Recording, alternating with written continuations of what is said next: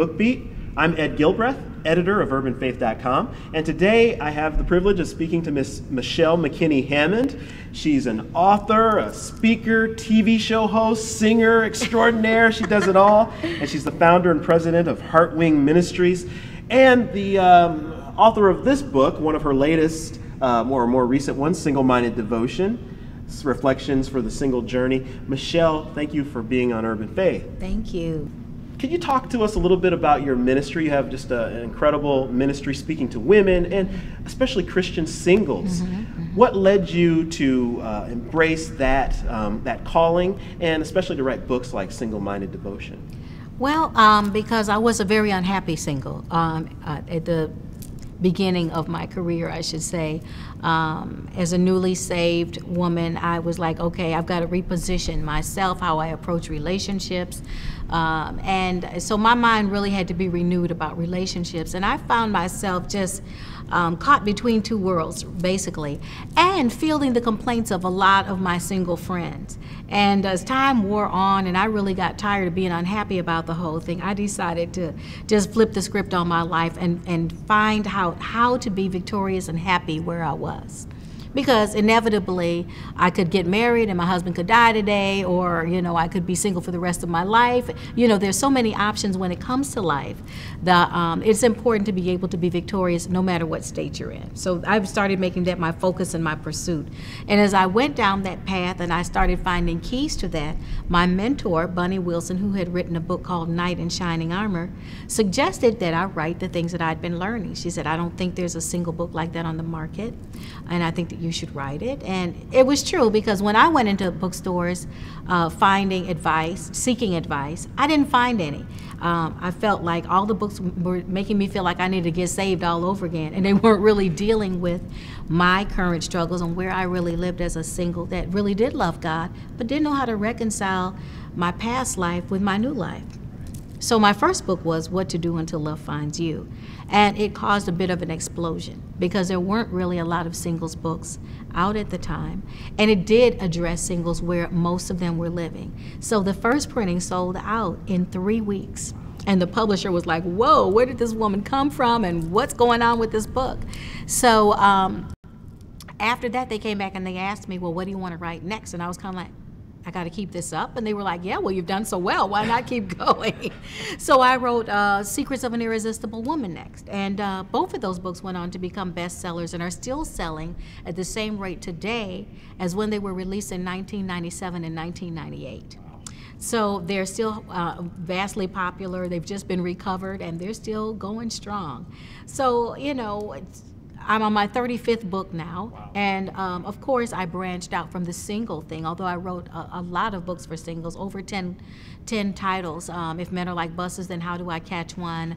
What Women Don't Know and Men Don't Tell You, How to Be Found by the Man You've Been Looking For, How to Avoid the 10 Mistakes Single Women Make, on and on. I've written a lot of singles books. But then I'm just a woman also. And so I kind of broadened my reach to deal with women who were married. God began giving me revelations from His Word to just balance relationships. And I have a heart of reconciliation for men and women. I like understanding both sides and the issues that they both face and the struggle that they have to come together and solve the mystery of becoming one. So then I went on to write books like The Power of Being a Woman, and The Diva Principle became a whole movement, which I've now done Diva Days at different churches, and we're starting Diva University in the fall. And so that has taken on a life of its own, and it's my character building series of books to women, and it's a study on the various women in the Bible. So I've had a great run, and in between that I even wrote 2 books for men, In Search of the Proverbs 31 Man and Finding the Right Woman for You. So the men really enjoy that. So it's been a wonderful career to have, but of course I obviously always get pulled back to singles because I'm kind of considered the singles guru now. And so my last, and I said this was my last singles book, and that is Single-Minded Devotion, which is the devotional for singles. So although the married people are reading it and saying, well, I don't know why it's a singles book because I'm getting stuff out of it too. Well, of course, because it's the Word of God. Michelle, talk about some of the biggest issues facing both women and men today in terms of relationships, whether we're single or married? What are some of the things, as you speak to audiences across the nation, that tend to come up over and over that you have to tackle? Well, I think that for the most part, everyone wants to feel the same thing, but they don't know how to get it. So we kind of get into a jostling match as opposed to really studying this person that we want what we want from, and finding out how to extract that in a way that's less painful. I think that we spend a lot of time having power struggles instead of surrendering to one another and reaping the fruit of what that surrender gives us. Because if nobody's fighting, it leaves a lot of room for love. And so just really helping people bridge the gap. I think that we all want the other person in our life to be exactly like we are and to think exactly like we think, and that is never the case. The two becoming one is a mystery, is because we are two individual people trying to become one, and becoming one is a journey. It doesn't happen overnight, and I think that especially as we see the deer in the headlight kind of expression that newlyweds have when they say, I didn't sign up for this. It's like, what were you thinking? You were romanticizing what marriage was all about, and you were expecting this person to sweep into your life and complete you, and now you're finding out that they have needs too. They have areas of brokenness. So really getting to the place of understanding your own needs, then the needs of the person that you want to invest your life into.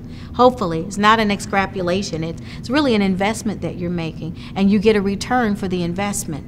And I think that dealing with basic relational issues. No one teaches us how to do relationships. No one. We train for every other career in life except marriage, except having relationships. And relational living is your first career with God, with yourself, and with others. Relational living is your first career. And so if you don't understand that, and if you don't understand the foundational basis for having good relationships, you will struggle with every relationship in life. So I get a lot of people that come in and they have cycles of repeat business in their lives, you know. And I go, okay, so let's start with you, because the common denominator in all the stories you just shared is you. And so getting to the place where people own where their lack of understanding is, where their brokenness is, and getting realistic about their needs. Are they needs or desires, must or lust, you know? And then separating that, and then teaching people how to allow each other's humanity. I was just reading something in My Utmost for His Highest in one of the devotionals that was just stunning to me, and I read that book every year, but I did not remember this. Perhaps it's what I needed for the day. But he was talking about counting on the sin of man, that we sin. And he said Jesus expected humans to sin, but he never became cynical. And that's powerful. Because I think that we walk in this place where we keep expecting other people to do the right thing, or expecting them to know better and do better, and they don't. And we spend so much time writhing in our own disappointment as opposed to expecting that humanity and living offensively. How am I going to deal with those frailties? Not become cynical, not become judgmental, but be able to balance where this person really is with the potential of where we're going together. Could you help us to figure out how to address and interact with some of the negative messages that popular culture and that the media sends to us about relationships and dating and things today? I'm thinking whether it be in our music or on television, BET. How do you speak to folks, just providing practical advice for sort of navigating a lot of the mess that's out there? Well, you know, we should never compromise with what people around us are telling us to do. How does that feel? How does that sit in your spirit? Never argue with your spirit, because that's where God gives us our instructions, you know. And I find that a lot of people, when they hear things over and over again, they become just as desensitized, and they begin to buy into the lie in increments. So my whole thing is, what are you watching? What are you setting before your eyes? Job said, I will set no evil thing before my eyes. It's interesting. I was just having a conversation with someone else who said that they now have chosen what they watch on television, what they listen to, in light of the commandments. You know, Wow. and I thought that was really powerful. You know, is this person lying? That I don't need to watch that, because if I keep watching it, to me a lie is going to become acceptable. Is this person stealing? Is this person in adultery? Whatever it is, if it violates a command of God, I don't need to celebrate that by watching it and considering it entertainment. God is not entertained by it. And the more I entertain it, it becomes a part of me. You know, entertain leads to entwinement in a sense. And so we have to decide what our standard is and stick to it. And like Elijah realized as God spoke to him in the mountain, you're not the only one. I've reserved 7,000 others that believe the same way you do and are living their life the same way. Because I think what happens is the enemy tries to isolate us and make us feel odd. Well, we are called to be a peculiar people, so we are supposed to be just a little different. Now, the world celebrates peculiarity, but for some reason in the church we don't. We see it as a negative. The weirder they are and the more left they are, the world says, wow, that person's cool, that person's fresh, that person is innovative. But when it happens in the church and we decide we're not going with the flow of the world, we almost say that with an embarrassment. Well, how about making the way we live and what God has said cool and fresh and innovative and on the edge? I mean, I like being controversial. You know, controversy it stirs up good attention and bad, but it also levels the ground for good conversation. So I think that first of all, you've got to decide, what do you believe and who are you? Who is God, and what does he mean to you in your life? He said, if you love me, you'll keep my commandments. My conversation begins and ends there. My love relationship with God prohibits me from doing things that grieve his heart. Not because he said I shouldn't do them, simply because I love him, because I'm past that. I've graduated from fear to faith to love, which is a much easier and more liberating place to live. So I think that the church at large really is not dwelling on relationship the way it should be, because I think that relationship would solve a lot of our inner struggles that we have with the tug of the world. Those things would not be attractive to us because we'd be in love with something much more divine than that. Right. Tell me, Michelle, what are some of the major missteps that the church makes today when it comes to teaching about relationships and singleness? Probably the biggest misstep is they don't really say a lot. It's interesting that most churches don't have really a support system for singles. I think that it's becoming something that major players pay attention to, but widespread, there's not. I mean, when I started doing singles books, there was no single ministry, so to speak. So when I hit the speaking trail, it was general women's ministry, and single women were coming there in the drove saying, at last, there's a speaker who's single, who's talking about single stuff. Well, I wasn't really talking about single stuff because I was speaking to a mixed audience. So I had to learn how to craft my message to reach both sides. And so I spent a lot of time talking to both sides of the equation. I think what happens then is that we develop these little single ministries that become like little meat markets that the guys don't want to show up for because they feel like they're the prey being hunted. And so then the women get together and they're depressed because there are no men. And so they discuss that and their faith just plummets, you know. And so I think that the missteps is we've got to figure out what singles ministry needs to look like, or if it even should be cordoned off, or does it become a life purpose group or something where you're giving people things to do and meaningful reasons for coming together besides talking about being single. Most singles are sick of talking about being single. I mean, they know everything about it already. You can't tell them anything new unless I hope that I'm a refreshing shot in the arm for them, because I refuse to join the pity parties. I'm still single. I'm very happy and content with my life, probably a little too much. I've probably erred to the edge of selfishness at this point, if I confess something. All right. But I think that there has to be a new approach to dealing with singles and helping them find the joy, the fulfillment, without pointing the single finger. You know, there is life beyond being married, and there is life beyond being single. There is the life that God has called you to live, period, no matter what state you're in. And let's get to the core of what that is and how we make that work for us on a day-to-day basis. And then, how do we engage men? Because in America, a lot of churches, we have a very small amount of men. Depending, because now the church I go to is filled with men. I mean, gorgeous guys. If all my girlfriends come and their heads fall off, you know, whoa, look at that one, you know. People are gonna want to know where this church is now. Right. Put it up on the screen. But and I'm proud to say that it is an example to me of what a healthy church looks like. That doesn't mean that, you know, everything is perfect there as well, and there are still singles there moaning about being single too. But what I'm saying is, just as far as the balance of the sexes within a church, that is very evident there. The other place where I see tons of men are African churches. You know, the macho guys go to church in Africa, you know, and here too.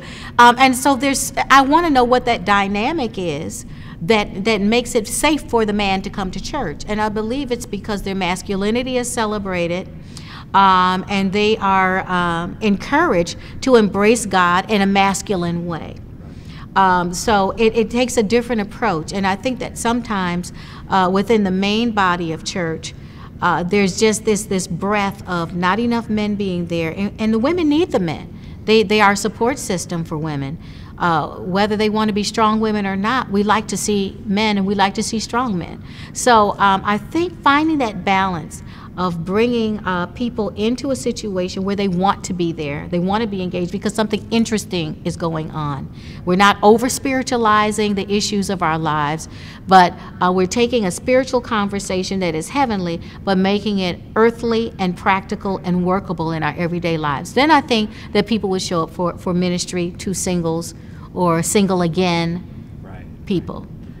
Speaking of men, I'm curious what your thoughts are on some of the examples of pretty negative behavior from some men in the headlines over the past couple years. I'm thinking of things like, well, with Chris Brown and Tiger Woods and Sandra Bullock's husband, things that have really brought primetime attention to just the devastation that certain fallen behaviors can cause on relationships and marriages. Could you talk about that a little bit and how you've addressed that in some of the groups that you've spoken to? Well, you know, at the center of that word holiness is the word whole. You know, and God says, be holy as I am holy. And really what he's saying is, I want you to be whole like I am whole. So the reason that we can't be holy is because we're not whole. We're broken. And God keeps trying to make us whole people. And when we choose our own way, then we break again. And I don't know if you've ever had a piece of china or something that's been broken and you liked it so much you glued it back together, but it fell and it broke again in a different place. And if you keep that up, after a while, the beauty of it is gone. I mean, a couple of cracks gives it character, but several devastations later, it becomes something that can't be used because it can't be held together anymore. And, you know, I'm not shocked by these things going on in the world because these men are in the world. They have no standard other than their own to follow. And so in moments of desperation, moments of brokenness, the only thing they can do is be unholy and make bad choices. It amazes me how we rail and rant and carry on about it, you know, because why are we surprised at this point in time? It's happened over and over again, and the difference between them and several other men is that they just got caught. They were in high-profile situations, and they need to go home and deal with their homes and deal with their brokenness. I think that when we celebrate it, because it ends up being a celebration. We talk about it so much it becomes a celebration. You know, we go tisk, tisk, tisk on one hand. The rest of the world laughs and goes, well, what's the big deal? That's what men do. Well, no, it's not what all men do. But if that becomes the focus, then the men who are trying to live faithfully go, well, if everybody's doing it, why am I fighting this? Because the bottom line is we're all tempted to do what they did. We just make a different choice, male or female. Women have affairs as well, you know, and so depending on the standard that we hold in society, we tend to approach these things, and it becomes the hot news of the day until there's something else to talk about. So at the end of the day, I think that we really have to step back and go, wait a minute, what is the core reason here with all of these men is their brokenness, and we need to address that and not be so harsh, because we all have our moments, and it's just a choice we make in the moment. Amen. such good advice for us today. Thank you. Thank you, Michelle McKinney Hammond, author of Single-Minded Devotion and countless other excellent books. Thank you for being on Urban Faith today.